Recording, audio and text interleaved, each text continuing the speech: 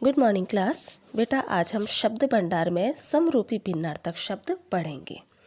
इनका मतलब होता है कि ऐसे शब्द जिनका उच्चारण लगभग समान हो लेकिन फिर भी अर्थ अलग अलग होते हैं। देखने में हमें एक जैसे लगते हैं, उच्चारण भी ऐसा लगता है कि जैसे एक जैसा ही है, लेकिन फिर भी अर्थ जो होते हैं, उनका मीनिंग होता है वो कुछ अलग होते हैं। तो आइए हम पढ़ते हैं आज समरूपी भिन्नार्थक शब्द। तो स्टार्ट करते हैं। सबसे पहला जो है जैसे अनल।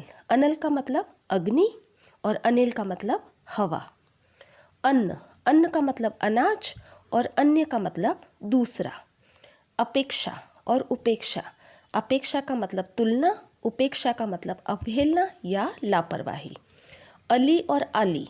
अली का मतलब भंवरा, आली का मतलब सखी। आकार और आकर।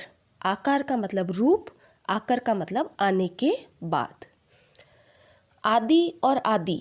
आदि में छोटी की मात्रा, इसका मतलब शुरू या इत्यादि, और आदि बड़ी की मात्रा, इसका मतलब अभ्यस्त, हैबिचुअल।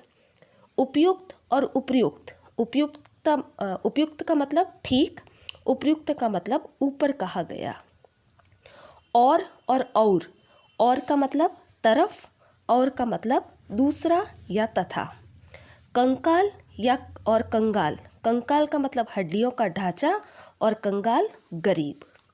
कपट और कपाट। कपट का मतलब छल, कपाट का मतलब किवाड़, दरवाज़ा। कुल और कूल। कुल का मतलब समस्त या वंश, एंड कूल का मतलब किनारा।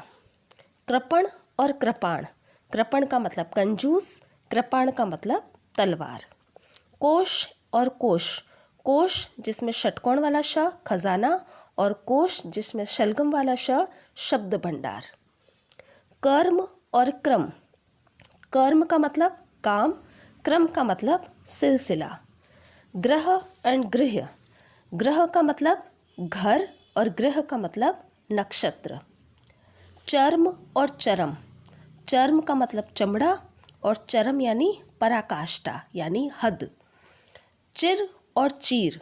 चिर का मतलब दीर्घकाल, लंबे समय तक, और चीर का मतलब कपड़ा। जरा और जरा। जरा यानी बुढ़ापा, जरा यानी थोड़ा सा। जलज और जलद। जलज यानी कमल, जलद यानी बादल। तप और ताप। तप का मतलब तपस्या, ताप का मतलब गर्मी, उष्णता। तो बेटा ये थे हमारे समरूपी भिन्नार्थक शब्द। आई होप आपको समझ में आए होंगे। धन्यवाद।